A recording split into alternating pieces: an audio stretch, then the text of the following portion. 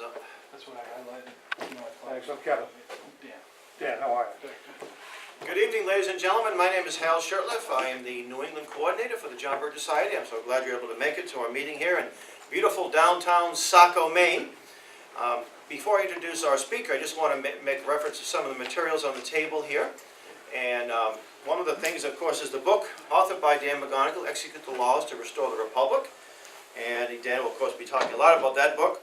The John Birch Society is the host of the organization, and we are a nationwide organization with local chapters all over the country.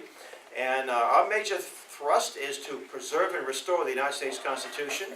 And many issues that we're concerned about, things like stopping Agenda 21, stopping this drive for a Article 5 Constitutional Convention, and things like getting us out of the UN and many other issues of importance. This particular issue, in our magazine, New American, we've carried articles by Edwin Vieira, who's one of the top legal scholars, some say the top legal scholar in the country, about the need to restore the constitutional state militia. And we'll discuss that, how many times it's mentioned in our history. And if you ever visit historical spots going back to our colonial era, you'll see lots of references to militia. So it's something that the founders wanted, and something in the Second Amendment. In order to have freedom, you had to have a well-regulated militia. So Dan's going to discuss what happened to our militia and so forth. And I do want you, we have a New American magazine, comes out twice a month. It's part of our membership. And many articles we have in the hard copy you'll find up online. We also have a little introduction brochure, but just a quick little history. The organization was founded back in 1958 by the late Robert Welch of Belmont, Massachusetts, named after Captain John Morrison Birch, missionary to China, who turned Army Air Corps intelligence officer. He was brutally murdered by the Chinese communists a few weeks after the war ended, and in his honor and with the permission of the parents, it was named after John Birch. We're headquartered in Appleton, Wisconsin. We have a full-time field staff of folks like me, and we have a large base of local members and volunteers. So with that, I want to introduce my good friend Dan McGonigal. Dan started, he heard Edwin Vieira at Faneuil Hall in Boston back in 07 or 08, I think, and that was his sort of epiphany. This is what I want to focus on this. And Dan has authored this book, Execute the Laws to Restore the Republic, a few years ago. He's spoken at various venues around New England, and we're trying to get him to other parts of the country. So far, it's just been New England. He's been on radio shows and talk shows and on debates. He's also helped me. Last year, we visited, I think, 7 state houses giving press conferences on why an Article 5 convention is a bad idea. So let's give Dan a nice warm hand.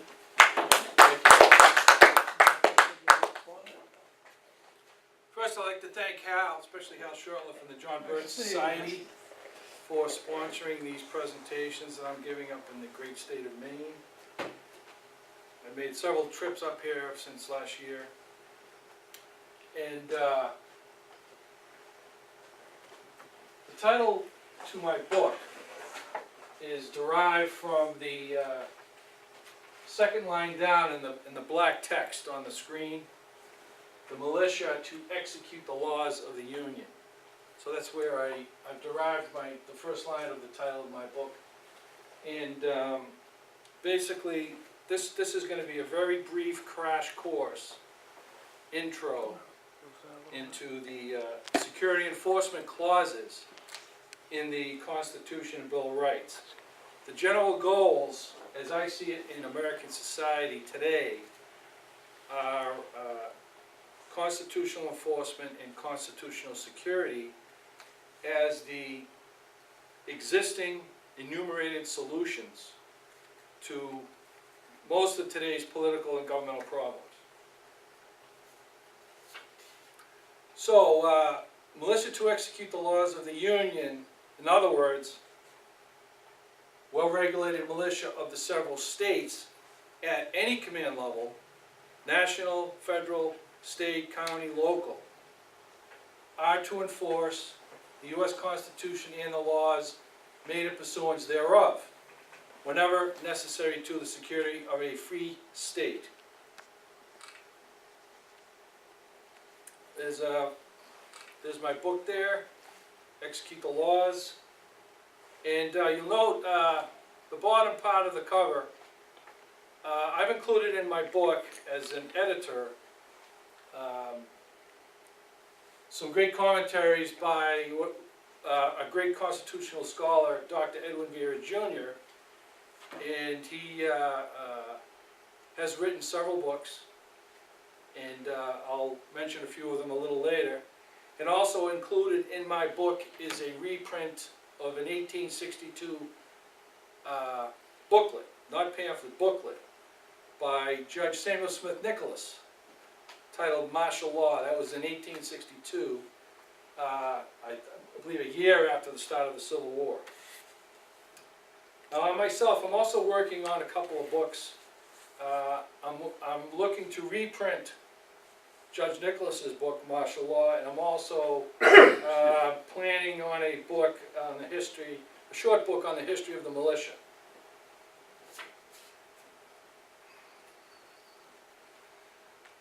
The militia, which is mentioned 6 times in the Constitution and Bill of Rights, shall be composed of the body, the able-bodied of we the people, organized in local state command structures, and empowered to execute the laws, suppress insurrections, repel invasions and infringements.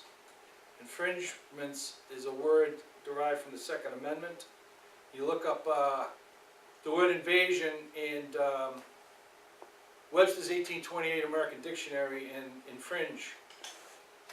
infringement is in the definition of invasion.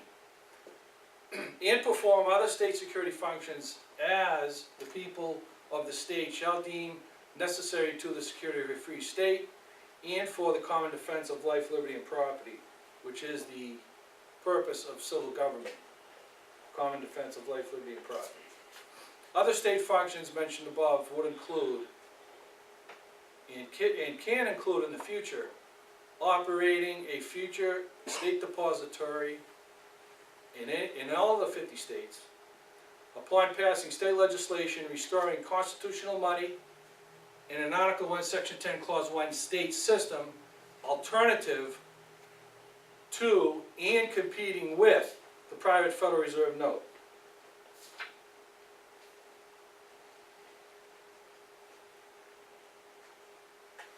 There's a photo of Dr. Vieira, who I mentioned before. He has a great DVD, The Powers of the Purse and the Sword. The purse, as I mentioned before, I mentioned constitutional money. That's the purse, and the sword would be the militia, the military, etc. And I'm going to hold up some of his books. 2002 and reprint in 2011. Famous book, Pieces of 8. This is one volume of a 2-volume set. 1,700 pages. Pieces of 8 about the constitutional principles of money. In 2007, this was a year, he published this book a year before I first heard him speak at Faneuil Hall in Boston. Constitutional Homeland Security, The Nation in Arms, 2007. It's sort of a pamphlet or a booklet, 200 pages on the need to restore the constitutional militia of the several states. He wrote a brief book, 13 words, 122 pages, first half the Second Amendment, 13 words. His most recent book, By Tyranny Out of Necessity, The Bastardy of Martial Law. This is about 600 pages, and all these books are available on Amazon. And what I don't have with me, but his largest book that he's written is not in paper form, it's on a CD, and it's also available on Amazon. It's called The Sword and Sovereignty, as I mentioned before, The Powers of the Purse and the Sword. The Sword and Sovereignty, the Constitutional Principles of the Militia of the Several States. That CD is 2,300 pages with over 6,000 footnotes. So that's Dr. Vieira, great speaker, great humble guy too, he's a great man. And okay, let's begin. During or towards the end of the French and Indian War, or I believe another name was the 7 Years' War, pre-Constitution period, pre-Declaration of Independence. This is an example, quote, an example from a colonial militia statute in Virginia. The bottom paragraph is a direct quote. In the important language, I'll quote here, it says that the lieutenant, now the lieutenant was not the lieutenant under a captain. Back then, in England, they had what's called the Lord Lieutenant of the county. He was in charge of the militia. Some of the colonies and provinces brought back the English Lord Lieutenant and called it the county lieutenant.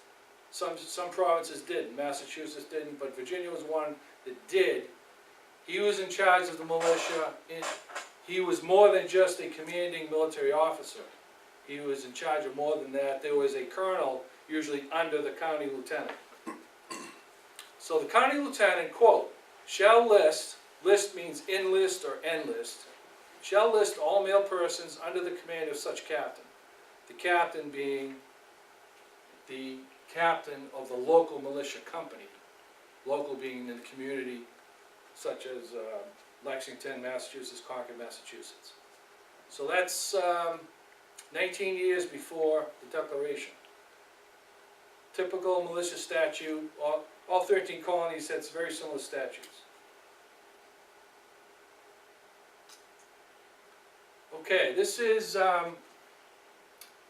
from the Virginia Declaration of Rights. 3 weeks before the signing of the Declaration of Independence by John Hancock, and written by Thomas Jefferson. John Hancock signed it first as the President of the Continental Congress, and Virginia wrote and approved the Declaration of Rights before they approved the form of government. But this Declaration of Rights became it became the front of the later Virginia Constitution. And the important phrase in here is that a well-regulated militia composed of the body of the people. So, going back,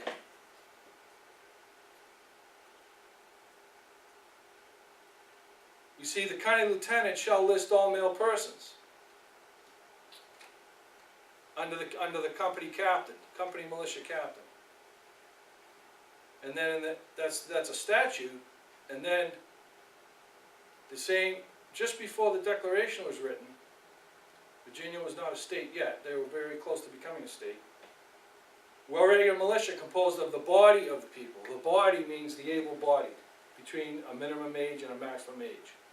So we can see, just in Virginia only, by the Declaration of Rights in an early statute, who composed the local and county militia. It was the body of the people, and all male persons. But you go down into the middle of the paragraph, you see the minimum and maximum. You see above the age of 18 years and under the age of 60. So 60 was a good age back then. So it included most of the adult male population, with a few exceptions. This is a very accurate depiction by famous historical artist Don Troiani. He's known for, very well known, he's on the Boston Tea Party Ship Museum website for depicting battle scenes, uniforms throughout history, and he's known for his accuracy. So he's depicting part of the Lexington Militia Company on the day that the shot was heard around the world.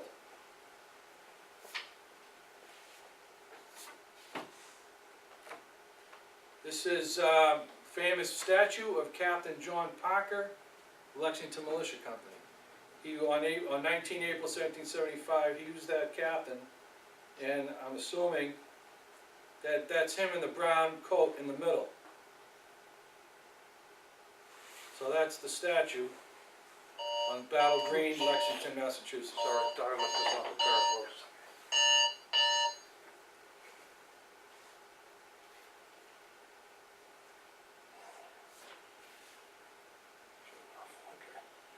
Okay, this is the Articles of Confederation of Perpetual Union. Written 1777, a year after the Declaration, ratified 1781. By, I believe it had to be a unanimous vote by all the colonies and provinces. 1781, okay, important clause for my scholarship is Article 6, Clause 4. Every state shall always keep up a well-regulated and disciplined militia, sufficiently armed and accoutered. So, I make an assertion at the bottom of this slide. All 50 states were in violation of this mandate today.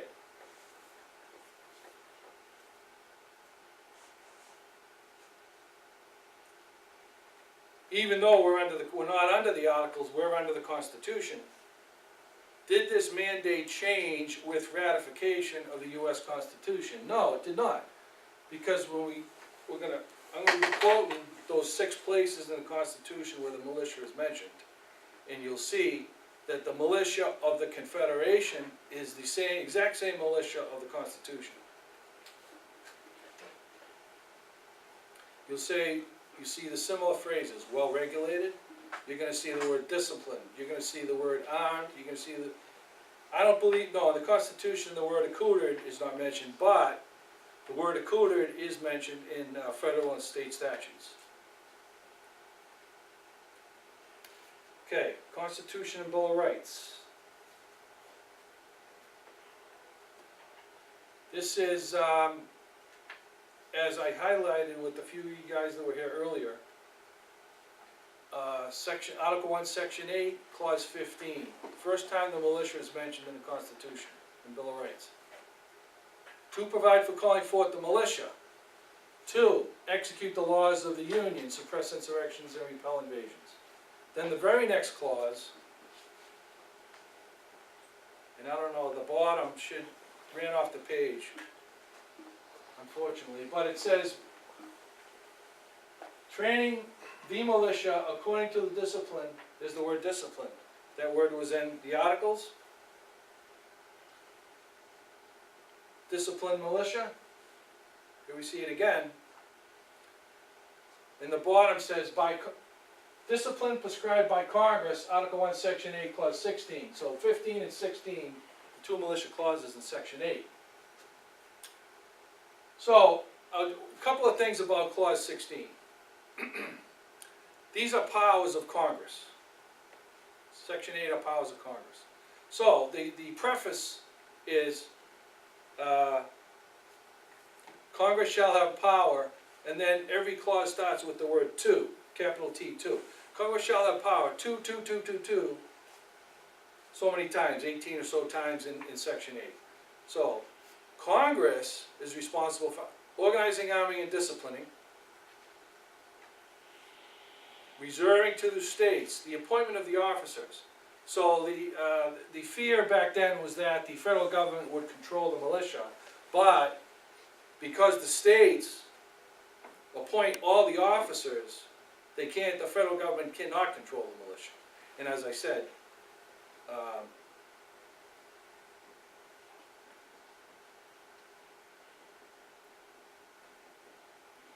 all 50 states are in violation of this mandate because there are no well-regulated militia of the several states. In any state. The National Guard claims to be the organized militia from a 1903 federal statute, but I'm going to prove to you later on in this presentation why that's a mistake. So the states appoint all the officers and have the authority of training the militia, so the Congress writes a uniform set of rules, like the UCMJ. It's uniform throughout the 50 states. Congress writes a uniform set of rules for the militia, but it's supervised and the training and discipline is done by the states, and the local, and the county.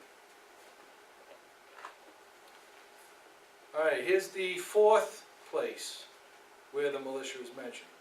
Article 2, Section 2, Clause 1.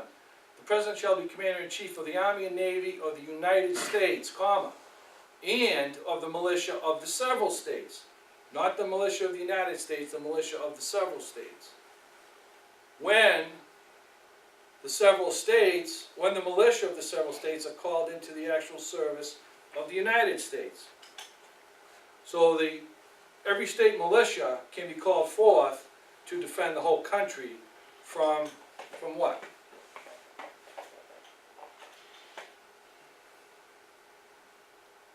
Suppress insurrections and repel invasions, clause 15, at the top there. Okay, is the Second Amendment, a well-regulated militia being necessary to the security of a free state, comma, the right of the people to keep and bear arms shall not be infringed. So the militia requires the people to have the right to bear arms. And to protect the right to bear arms, you're required to have a militia because the militia can execute the laws. So there can be no federal gun control if we had a well-regulated militia of the several states in existence. Okay, the Fifth Amendment. I'm not going to read the entire Fifth, but the important clause that I highlighted earlier with some of you, it says,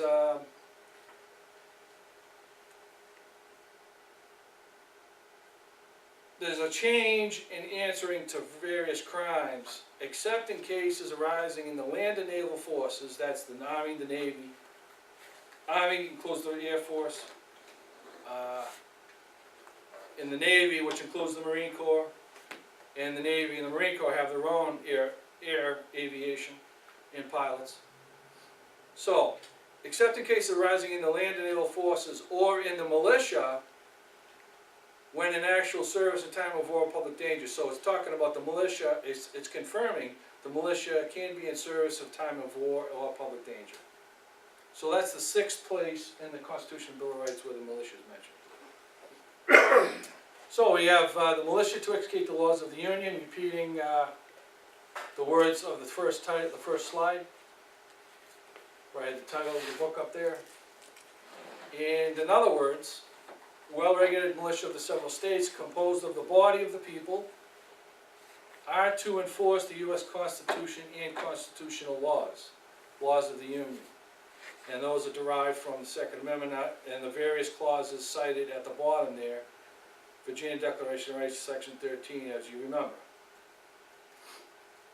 So these are very important phrases that I highlighted with some of you guys earlier, all connected to each other. The first phrase, confirmation of the superseding authority of we the people. We the people do ordain and establish this Constitution for the United States of America. That's in the preamble. And I showed you, some of you, the people of the several states, which is a different but similar phrase as we the people.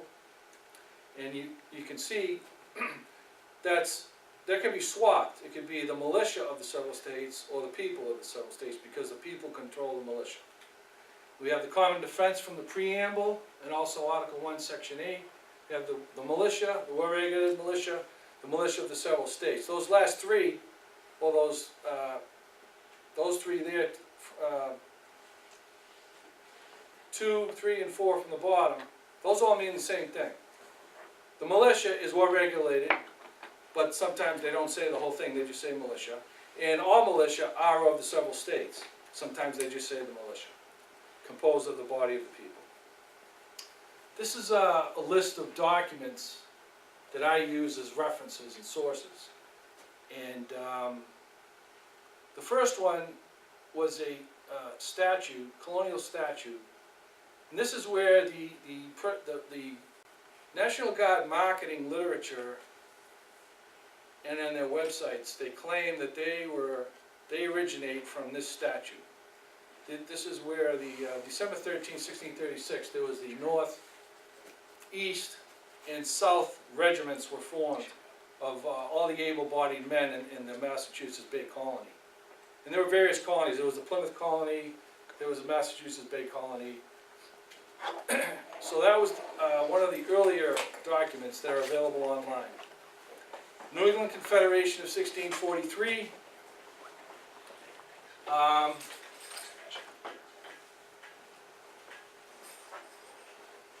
This document was an agreement between 4 colonies in Connecticut and Massachusetts. And it said that all men between the ages of 16 and 60, or 16 and 60, were to be part of the defense of 4 colonies would have to produce all their men for the defense of any one colony. And they were, according to the population of each colony, they were to provide the financing and the number of men based on the population. Boston pamphlet. I don't want to spend too much time going through all these documents, but they're all very famous. Importance here is the Mass Constitution 1780. That existed up here up until the Maine Constitution was written in 1820, written and approved in 1820.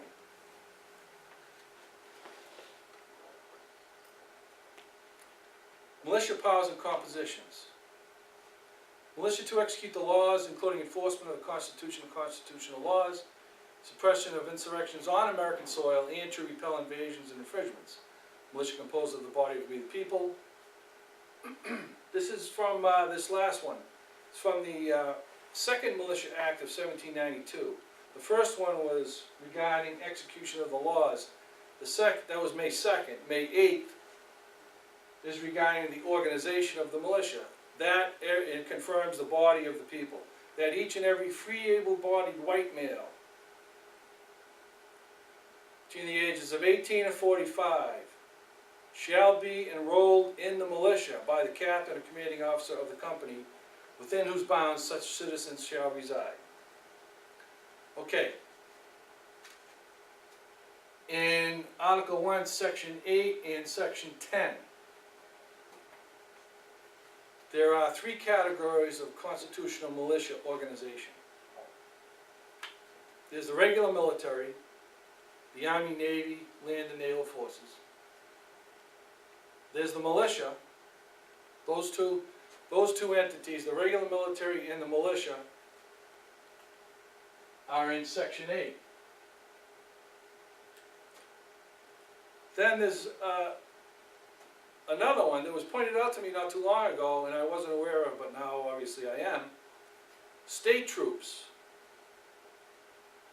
in Section 10 and the regular military have the power to engage in war. Well, obviously the Army, the Navy, the Land and Naval Forces have the power to engage in war, but there's in Section 10, Clause 3, it says no state shall, keep troops or ships of war in time of peace, unless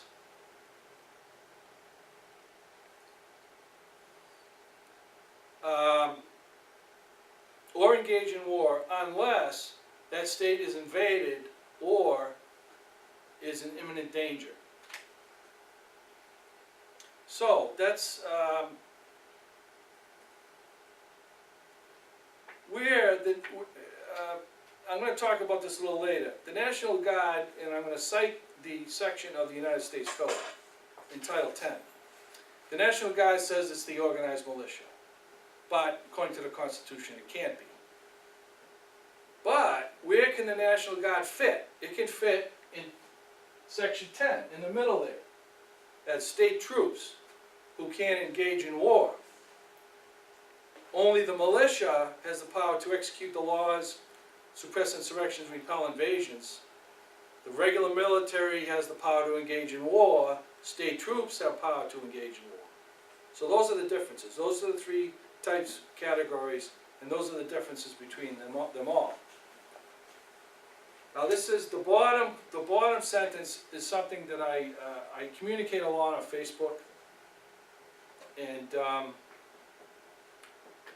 this is my assertion. The Army has no more power to control the militia than it has to control the Navy. Why do I say that? Well, the Army is in Clause 12. second line from the top. The militia is in clause, the Navy is in clause 13. Land and naval forces are in clause 14. The militia is in clause 15 and 16. These clauses are all divided, they're independent clauses from each other. The Army can't say, okay, they can't go to the Secretary of Navy and say, okay, you're out, we're taking over the Navy. I don't think the Marines will let that happen. Well, the same thing applies to the militia. The Army can't say, oh, we're going to take over the militia. The militia clauses all these clauses have the exact same status. One isn't a lesser clause than the other. So when 1903, I'm going to get it in the future, but I'll explain a little bit right now. A federal statute in 1903 asserted that the National Guard shall be known as the organized militia. And then 13 years later, in 1916, the Army federalized the National Guard. So the Army took over the organized militia. Well, how can that be? It's a separate clause. Can the Army take over the Navy? Can they take over the militia? No. But they did it. They did it in 1903 and 1916. And Hal suggested, which is a good suggestion. I should explain why they did it a little bit, but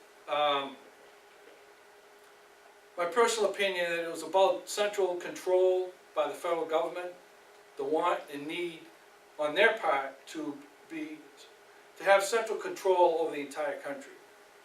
And another reason might have been to remove power from we the people, and for a military strategic reason, during the Spanish-American War of 1898, 5 years before 1903, the militia, Teddy Roosevelt and the Rough Riders and the Army at that time, they couldn't take them, there was no big standing army. They couldn't take the state militia members outside of the United States to go fight in Cuba and the Philippines. So they decided to come up with this thing called the National Guard and call that the militia, and then call everybody else the reserve militia or the unorganized militia. So what they did was that they named this new group called the National Guard, called it the organized militia, and then everybody else, the rest of we the people, who was supposed to compose the militia, were completely disbanded. What I say, they were unorganized and they were disempowered from their power to execute the laws of the Union, to enforce the Constitution. And what is a major problem we have today? We have an unenforced Constitution. So that's, I like that phrase at the bottom, the Army has no more power to control the militia than it has to control the Navy. So I talked, this is about the separation of clauses 12 through 16. The Army, Navy, Land and Naval Forces, Militia, 15 and 16. Quote from many state constitutions. This is from one specific state constitution. That standing armies in time of peace should be avoided as dangerous to liberty. Well, because the purpose of an army and the power is to engage in war. And when you're in a time of peace, you're not going to be engaging in war, so why do you need a huge standing army? And Justice Joseph Story from the Supreme Court, he published a 3-volume set of commentaries. This is his quote. This is a section of a larger paragraph from his commentary on the Second Amendment, as I show on the bottom. It is against sound policy for a free people to keep up large military establishments and standing armies in time of peace, both from the enormous expenses with which they are attended and the facile means which they afford to ambitious and unprincipled rulers to subvert the government or trample upon the rights of the people. That's Justice Joseph Story, famous commentaries from 1833. Okay, constitutionally, the militia, composed of a body of people, are to be organized, armed, and disciplined. This is A repeat from earlier. The first clause is from the Articles of Confederation. The second clause is from clause 16. And the bottom one is the first half of the Second Amendment. 13 words. Okay, here we go into the 1903 stuff, 1916. Early 20th century repugnant, that word is from the 1803 U.S. Supreme Court decision, Marbury v. Madison. Talked about laws repugnant to the Constitution. Early 20th century repugnant legislation disbanded we the people from the militia. And this is a direct quote, 1903 Federal Act. The organized militia to be known as the National Guard, the remainder to be known as the Reserve Militia. 13 years later, exact quote. Militia shall be divided into 3 classes: the National Guard, the Naval Militia, and the unorganized militia. Okay, that's the first appearance of the oxymoron, unorganized militia, which is an oxymoron because militia is supposed to be organized, as we see from previously. And this 1916 Act is codified today in the United States Code, Title 10, Section 311. Those 3 categories, National Guard, Naval Militia, unorganized militia, those are all included in the bottom there in the United States Code. When most people look up a law, what they're doing is they're actually looking up the code. They're not looking up the actual law that was passed by Congress. This is a United States Code is codification, compilation of a history of laws, and what is in effect present day. So what I would call all 3 of these, I would call them color of law, and I would call them pretend law, because they're repugnant to the Constitution. Early 20th century federal and state militia statutes, unconstitutional. The oxymoron unorganized militia is contrary to the organizing the militia from clause 16, pre-1789 statutes and the 1789 ratified U.S. Constitution mandates. Military reserves controlled by the Army cannot be and cannot control the militia. Disbanding we the people disbanded the enumerated organized power of the people being the militia to execute the laws and enforce the Constitution. So when the organized militia, the body of the people, became unorganized by statute, not by constitutional amendment, but by subordinate statute, color of law, the people were disempowered from executing the laws and enforcing the Constitution. So this is a century, 100 years ago. Purpose of government. Common defense of life, liberty, and property. Now this is just early Western political philosophy, and I'm not going to quote any of these guys, but I'm just going to make it known. Thomas Hobbes, The Leviathan, 1651. John Locke, 1690. Second Treatise on Civil Government. Samuel Adams, the list of documents from earlier. Samuel Adams in 1772, he wrote a report for the new Boston Committee of Correspondence. The Committee of Correspondence was formed November 2nd, 1772. 18 days later, he published a report, The Rights of the Colonists, and in that report it said, the end of civil government is the common defense of life, liberty, and property. Exactly what John Locke said, the end of civil government is the common defense of life, liberty, and the state. Thomas Jefferson in the Declaration of Independence, similar language.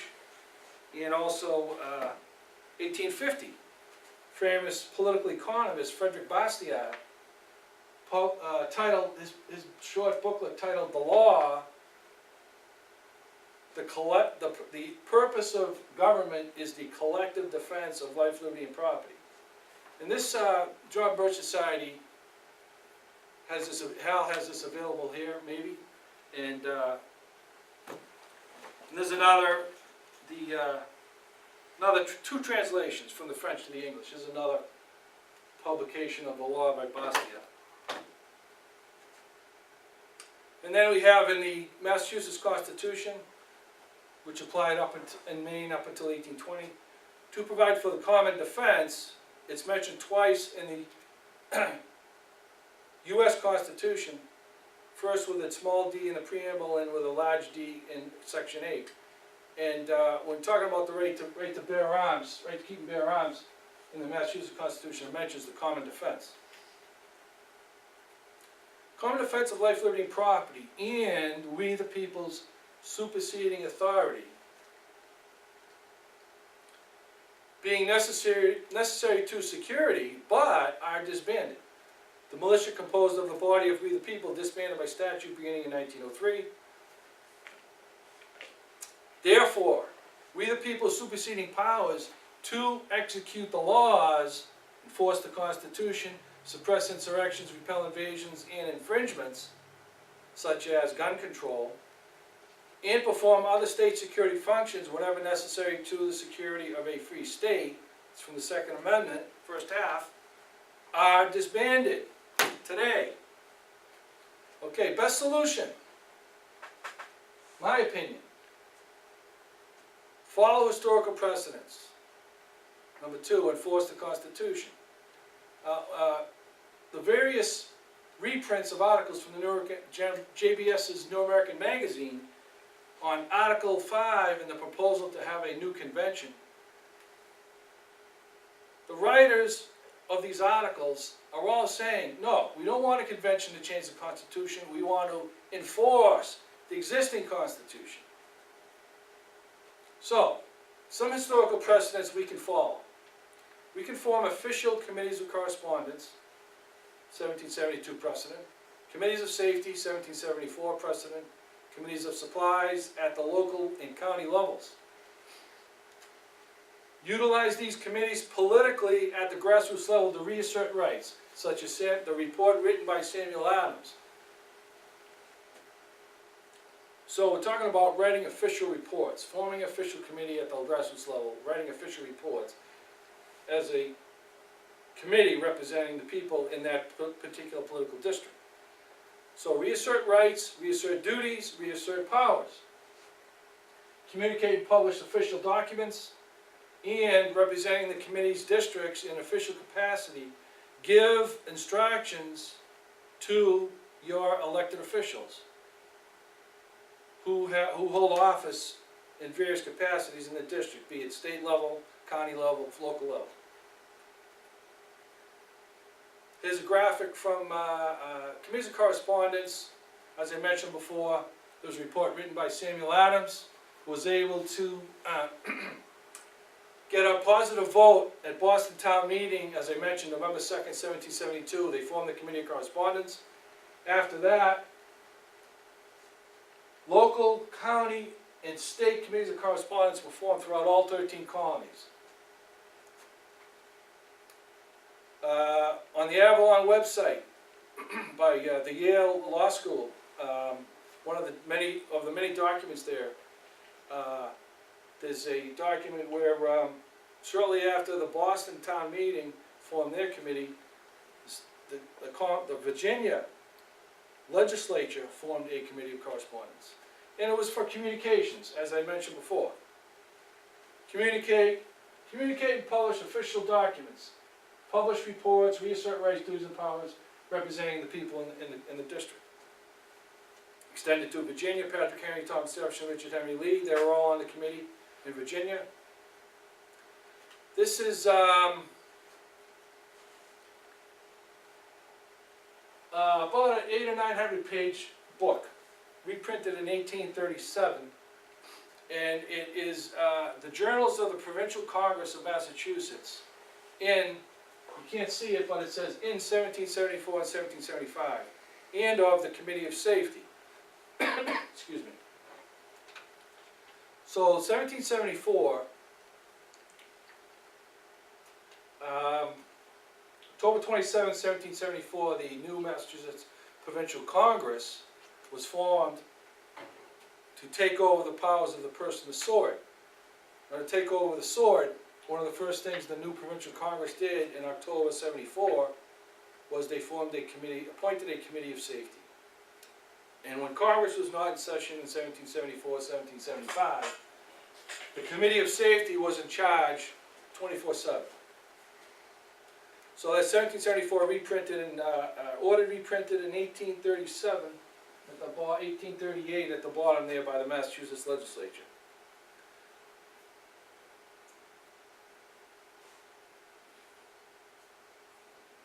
Did I already go through that? I doubled the page. Okay. Best solution. Okay. Pass legislation to revitalize the militia command structures. This is a continuation of my recommendations on how to get to the point where you can actually enforce the Constitution.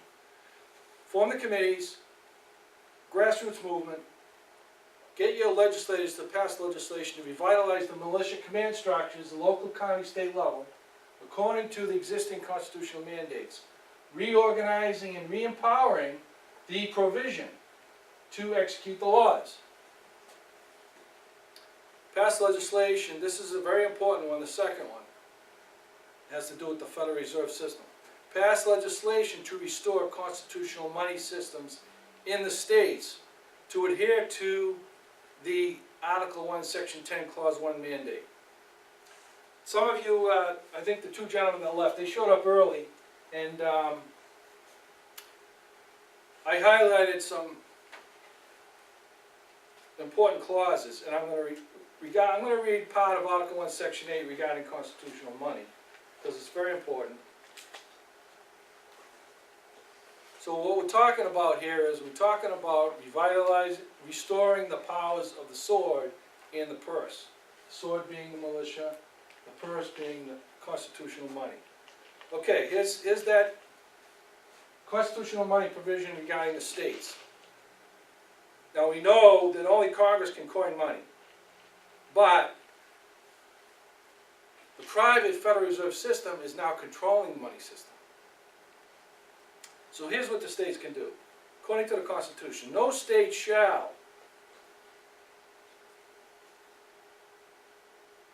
coin money, emit bills of credit. No state shall make anything but gold and silver coin a tender in payment of debts. Aha!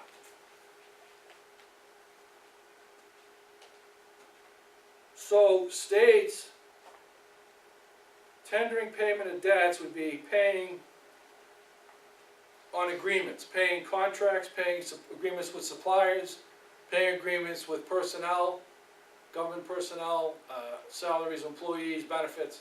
Those would all be payments of debts. So no state shall make anything but gold and silver coin a payment. So states can do this constitutionally, and how would they do it? They're not going to pull gold and silver coins out of their pocket. They're going to pull technology off the shelf that exists today and have digital. They can have, one of the ways is to have a digital system like a debit card. And the debit card, like it would be a gold debit card or a silver debit card, it could represent, it could have levels of denominations of silver and gold.